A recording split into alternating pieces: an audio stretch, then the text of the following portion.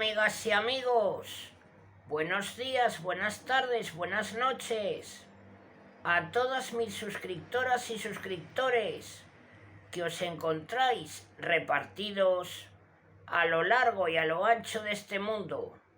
Desde aquí, desde mi ciudad Zaragoza, aquí en España, os mando un saludo y un fuerte abrazo. Nuevamente os doy la bienvenida a mi canal La Comarca, vuestro canal multicultural. En esta nueva ocasión, amigas y amigos, os traigo el Génesis de la Biblia. Bueno, amigas y amigos, comenzamos.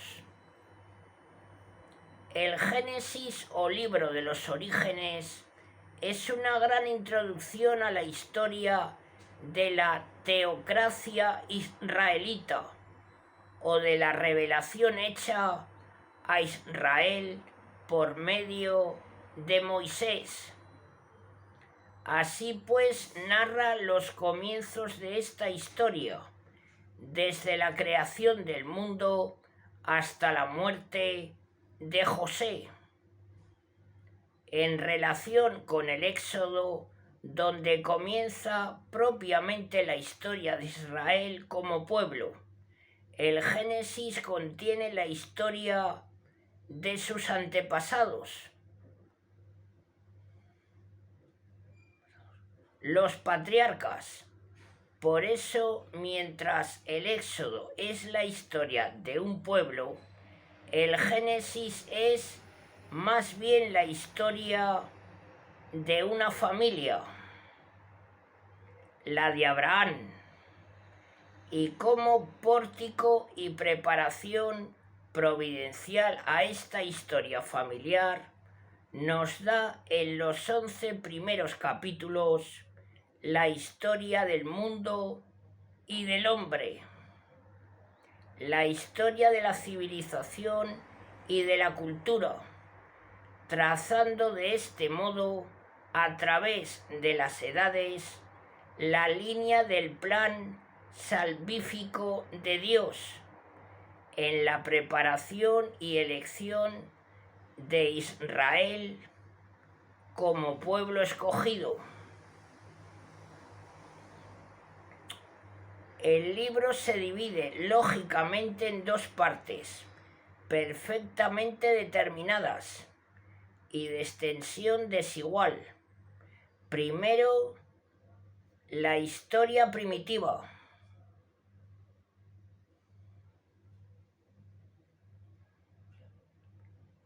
que se divide en la creación y la caída. La historia de la cultura,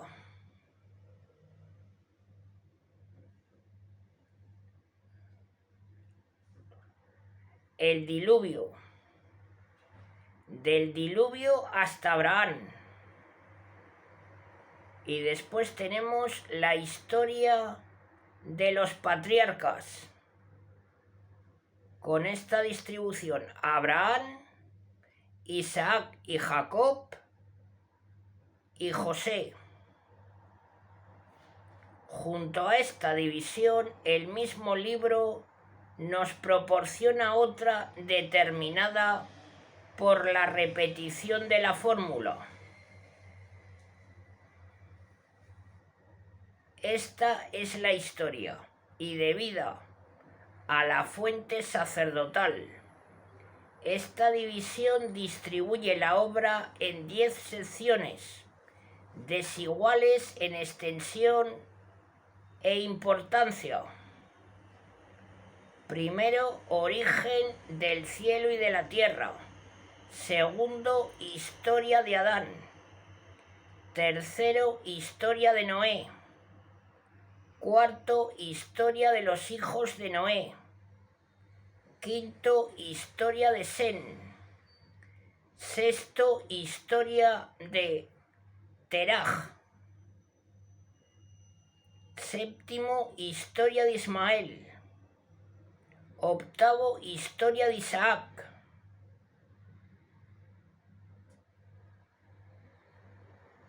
Noveno, historia de Esaú. Y décimo, historia de Jacob. Esta división, concebida esquemáticamente por la fuente sacerdotal, nos proporciona un medio muy importante para conocer el fin y la unidad del libro. Este consiste en la disposición de los elementos narrativos según un procedimiento literario constante que llamamos eliminativo. En cada una de estas secciones el interés se centra en los personajes que forman la línea de descendencia, desde Adán, creado por Dios, a Jacob.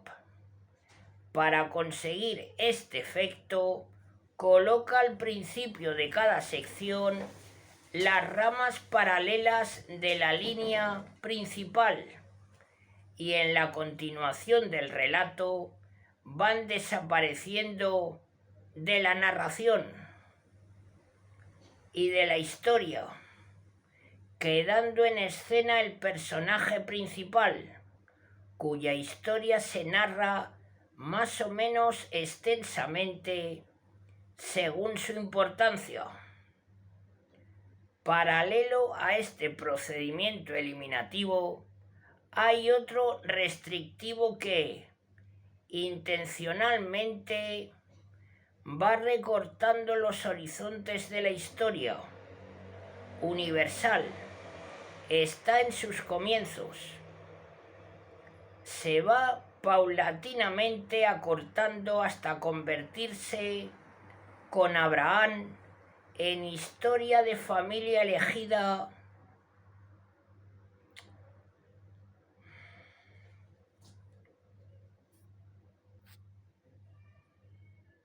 por Dios para dar origen al pueblo de Israel, hacia el que tiende toda esta historia. Conforme a lo expuesto en la introducción al Pentateuco, el Génesis, desde el punto de vista literario, no es obra de un solo autor. Es una obra compuesta cuya formación se debe a redacciones sucesivas que han ido incorporando tres fuentes o tradiciones: la yavista, la eloísta y la sacerdotal. La fuente yavista se distingue por su estilo colorista, figurado, descriptivo. Su mentalidad es sencilla, popular. Sus expresiones son a veces un poco crudas. Su aportación al Génesis es la más importante de las tres. Su narración constituye una trama completa y da a la obra contextura y armazón. La visión de la historia que refleja el Génesis actual es la de una epopeya y un drama. Epopeya porque Dios interviene y dirige los hilos de esa historia conforme a un plan determinado, que es la elección de Israel como pueblo escogido. Un drama porque esa intervención que tiene lugar en los momentos decisivos es para superar los obstáculos que el pecado del hombre, en ritmo ascendente, opone a la marcha de su obra. La fuente eloísta está poco representada en el Génesis. No tiene nada de la historia de los orígenes y comienza en la historia patriarcal. en la que corre más o menos paralela a la tradición yavista. Su estilo, aunque amante de lo episódico, es en general más sobrio.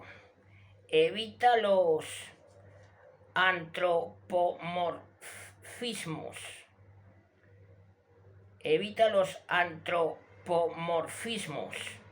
Y las intervenciones de Dios son menos materiales que en la fuente yavista. Dios es invisible y se manifiesta en el sueño, entre nubes o en medio de fuego. Su moral es más exigente y sus expresiones menos crudas.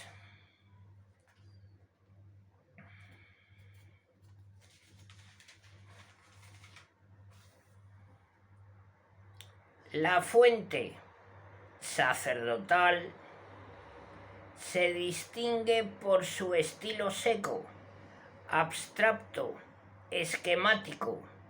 Su interés se centra en el culto y en las genealogías. Da al Génesis su marco cronológico y su encuadre definitivo al dividir la historia del mundo en 4 edades. Primero, la de la creación. Segundo, la de Noé, o segunda creación. Tercero, la de Abraham. Y cuarto, la de Moisés.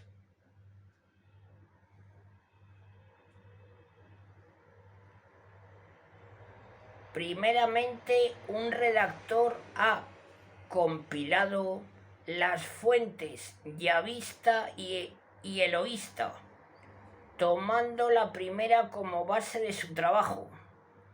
Su procedimiento no ha sido siempre homogéneo. Unas veces ha completado la fuente yavista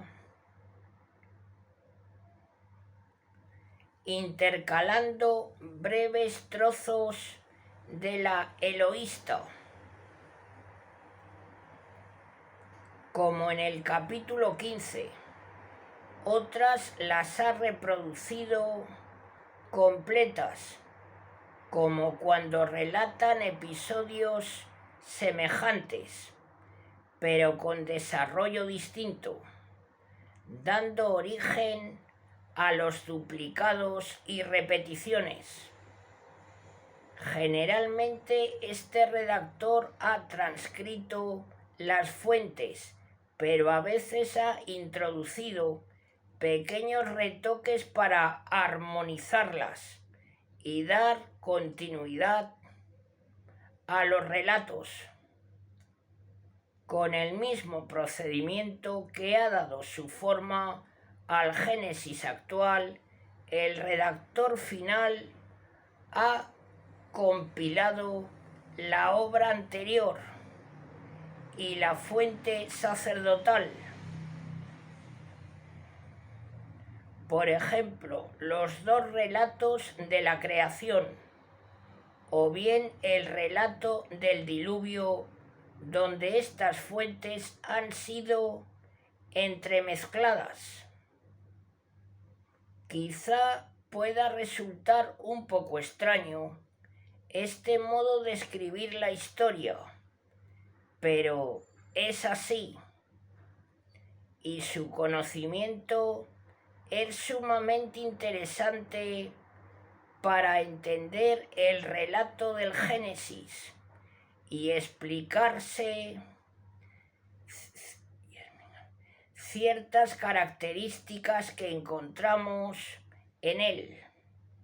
La historiografía semita no critica sus fuentes ni elabora sus materiales. En general, la reproduce tal cual, bien por simple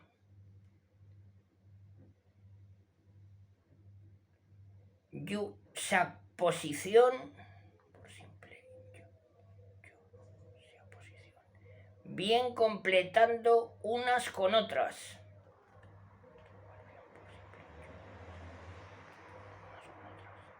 Bien entremezclándolas, sin advertir al lector de la diferencia de su origen. El redactor o autor posterior transmite las informaciones de sus fuentes, aun cuando éstas no concuerden plenamente entre sí. Sabemos por la doctrina de la inspiración que en la Sagrada Escritura constituye enseñanza formal solo aquello que con ese fin escribe el autor inspirado. No hemos de concebir la escritura como una colección de verdades, sino como un libro vivo. Ahora bien, en un libro entran muchos materiales, pero no todos tienen la misma función. Unos son mero relleno, otros son simplemente un medio de expresión, y todos ellos son utilizados por el autor para darnos la enseñanza que él intenta transmitir. ¿Cuál era, pues, la postura del redactor? Como muy bien dice J. Chaine, a menos que se pruebe lo contrario, el autor sagrado no afirma la veracidad en todos sus detalles de los documentos que él reproduce. Era consciente de las discrepancias que tenían. Cuando reproduce 2 o 3 versiones de un mismo hecho, no intenta enseñar ciertamente ni una ni otra. Su enseñanza resultará del uso que hace de los documentos. Se trata de sacar la idea o ideas generales que brotan de los textos y del conjunto.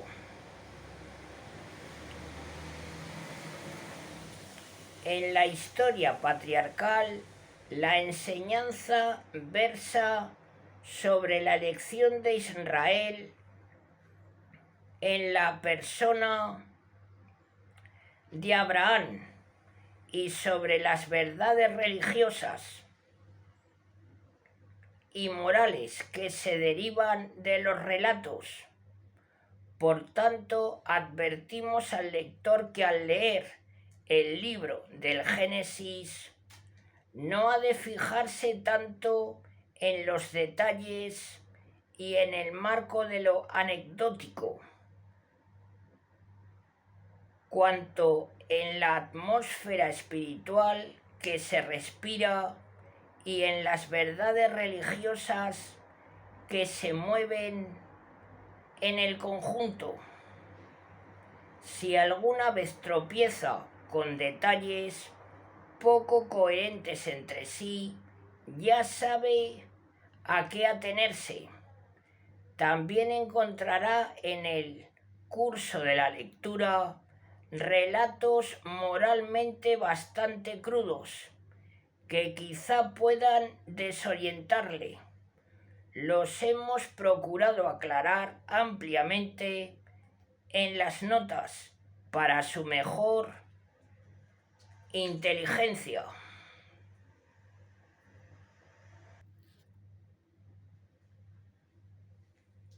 El Génesis es ante todo una historia, pero una historia de salvación. No es, pues, una historia en el sentido moderno de la palabra. Modernamente entendemos por historia la narración escrita de hechos reales, basada en testimonios contemporáneos a los hechos o lo más próximo posible a ellos. Con estos testimonios, que estudia, critica y clasifica, trata de reconstruir el pasado lo más objetivamente posible. Esa preocupación y ese modo de concebir la historia no la tienen los antiguos semitas, a cuyo círculo pertenecen nuestros autores bíblicos. Estos eran, ante todo, narradores preocupados por el encanto de su narración, que enriquecían con detalles pintorescos y anecdóticos, resultando así una historia popular. En el Génesis, en cuanto historia religiosa, encontramos ante todo un mensaje religioso cuyas líneas son las siguientes: constitución de un orden divino, alterado por el pecado del hombre, y su restauración por la acción de Dios, que para ello prepara, forma y elige un pueblo. En función de este mensaje, que no es un mensaje abstracto o puramente doctrinal, sino encarnado en hechos, se van seleccionando estos, a la vez que se relatan a la luz de la fe en la omnipotencia de Dios, que dirige tanto los pueblos como los individuos. Según esta concepción, hemos de plantearnos el problema de la historicidad de los relatos del Génesis y no según las reglas de la historia moderna. ¿Cómo juzgar, pues, su historicidad? Hemos de distinguir, como ya lo hicimos antes, las dos partes en que se divide el Génesis. Esta división, desde el punto de vista que ahora nos ocupa, es esencial. La historia de los orígenes tiene características especiales, distintas de la historia patriarcal. Esta historia de los orígenes se mueve en un inmenso espacio de tiempo. Escasean en ella las indicaciones de lugar y tiempo. Y para todo ese inmenso espacio de tiempo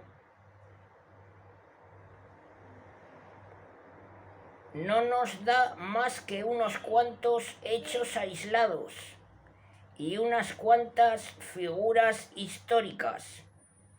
Por otra parte, los relatos referentes a la prehistoria nos los presenta coloreados con notas de época histórica muy posterior, debido a la falta de información precisa sobre aquellas remotas épocas a que corresponden los hechos. Además, el objeto de esta narración de los orígenes del mundo y del hombre no pertenecen a la historia, sino a la geología o paleontología, según la clasificación,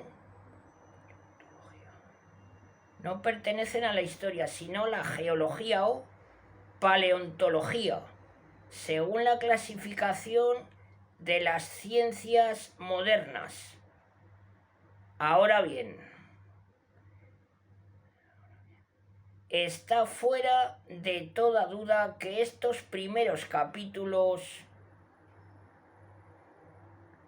no intentan enseñarnos científicamente estas ciencias. Entonces, ¿qué? Estos capítulos describen en lenguaje figurado, popular, sencillo, adaptado a la inteligencia de los lectores, los orígenes del mundo y del hombre, para inculcar las verdades religiosas fundamentales de la economía, de la salvación, la creación de todas las cosas por Dios al principio del tiempo, la intervención especial de Dios en la formación del primer hombre y la primera mujer, la unidad del género humano, la felicidad de nuestros primeros padres, el pecado y las penas hereditarias que fueron su castigo. Pero como dice De Vox, estas verdades son al mismo tiempo hechos, y si las verdades son ciertas,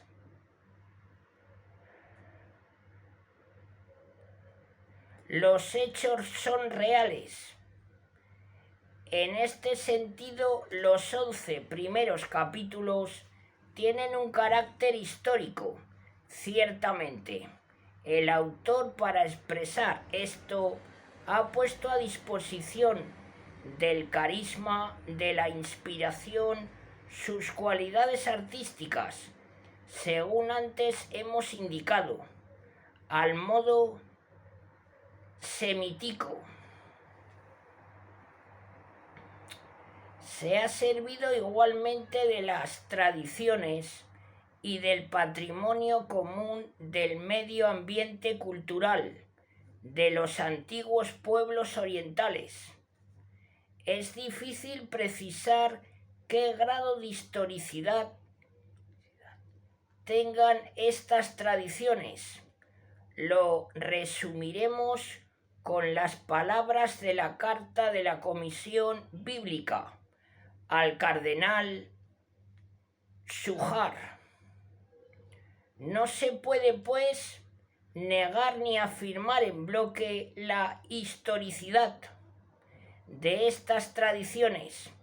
Cierto que no forman una historia en el sentido moderno de la palabra, pero sí en un sentido que hoy día no se puede precisar. Es verdad que estas tradiciones de la Biblia tienen a veces cierto paralelismo con relatos o leyendas mitológicas de los antiguos pueblos orientales, pero si se les compara, aparece clara la superioridad de los relatos bíblicos por su sobriedad, pureza moral y monoteísmo. Como norma suprema damos esta al lector.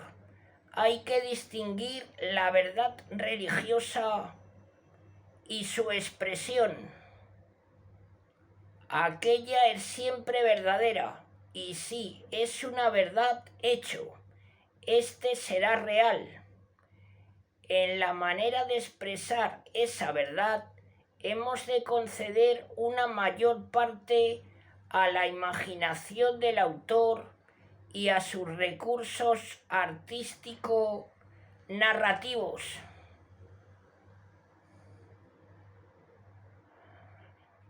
Con la historia patriarcal, la decoración y la perspectiva cambian por completo.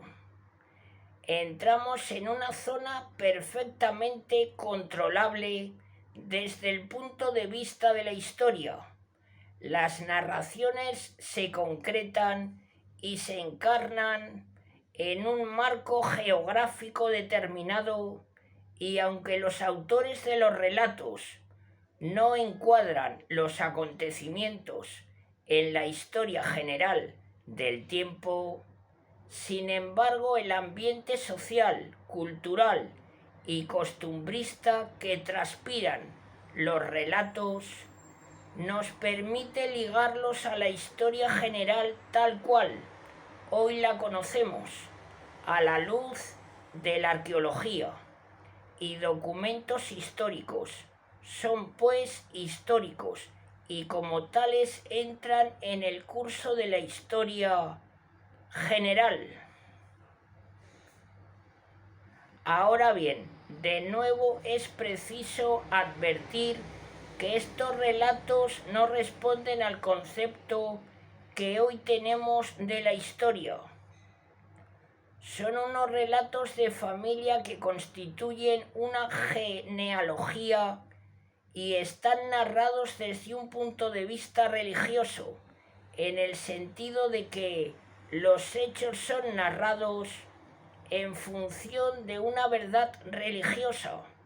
Son, pues, históricos, en cuanto que relatan a su manera acontecimientos reales y dan una imagen fiel del origen y de las migraciones de los antepasados de Israel, de su marco geográfico y étnico, de su comportamiento social, religioso y moral.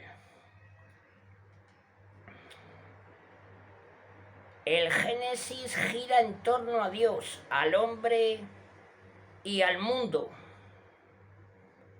Dios es el ser supremo, creador de todas las cosas. En su obra resaltan sus atributos de omnipotencia, justicia, bondad y santidad. El hombre es creado a imagen y semejanza de Dios. Es por ello superior a los animales y a las cosas que están ordenadas a su servicio. Dios creó al primer hombre y a la primera mujer, de los que arranca la humanidad en unidad de origen y de destino. Creado para ser libre, Dios los somete a una prueba y al conculcar el mandato divino, Dios lo castiga y este castigo alcanzará a sus descendientes. No obstante, en medio del castigo, Dios hace resplandecer su misericordia, prometiendo al hombre una redención. Desde entonces, la historia del hombre sobre la tierra será una historia de tensión entre su debilidad y su caminar hacia Dios. La pedagogía divina se hará patente en la vida del hombre por medio de los atributos de su justicia, castigando el desorden, como en el diluvio, y de su misericordia, mostrándose siempre dispuesto a perdonar al arrepentido. Las cosas son todas obra de Dios. En sí son buenas y son para el servicio del hombre.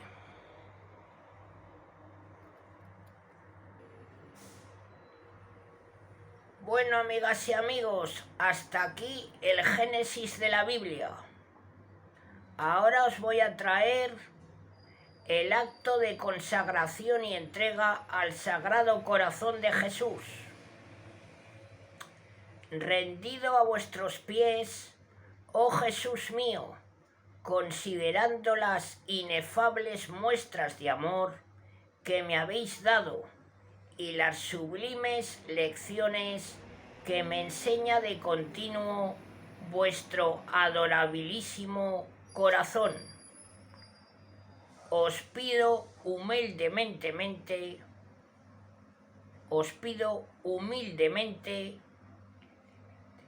la gracia de conoceros, amaros y serviros como fiel discípulo vuestro, para hacerme digno de las mercedes y bendiciones que generoso concedéis a los que de veras os conocen, aman y sirven. Mirad que soy muy pobre, dulcísimo Jesús, y necesito de vos como el mendigo de la limosna que el rico le ha de dar. Mirad que soy muy rudo, oh soberano Maestro, y necesito de vuestras divinas enseñanzas para luz y guía de mi ignorancia. Mirad que soy muy débil, oh poderosísimo amparo de los flacos, y caigo a cada paso, y necesito apoyarme en vos para no desfallecer. Sedlo todo para mí, Sagrado Corazón, socorro de mi miseria, lumbre de mis ojos, báculo de mis pasos, remedio de mis males, auxilio en toda necesidad. De vos lo espera todo mi pobre corazón. Vos lo alentasteis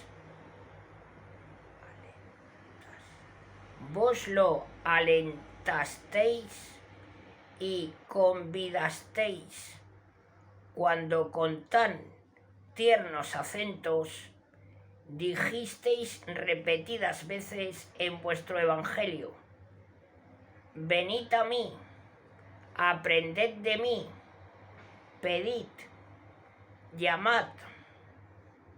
A las puertas de vuestro corazón vengo, pues, hoy, y llamo, y pido, y espero. Del mío os hago, Señor, firme, formal y decidida entrega. Tomadlo vos y dadme en cambio lo que sabéis me ha de hacer bueno y dichoso en la eternidad. Amén.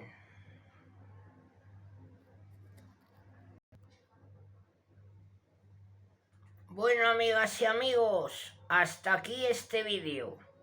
Mañana viernes, si puedo, os traeré el tercer vídeo que estará dedicado a la historia primitiva.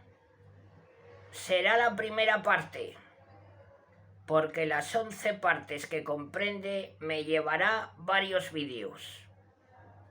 Bueno, amigas y amigos, si os agrada mi trabajo, agradeceré vuestros likes para que la plataforma de YouTube distribuya mi canal entre más personas. Os mando un saludo y un fuerte abrazo a todas y a todos. Hasta muy pronto.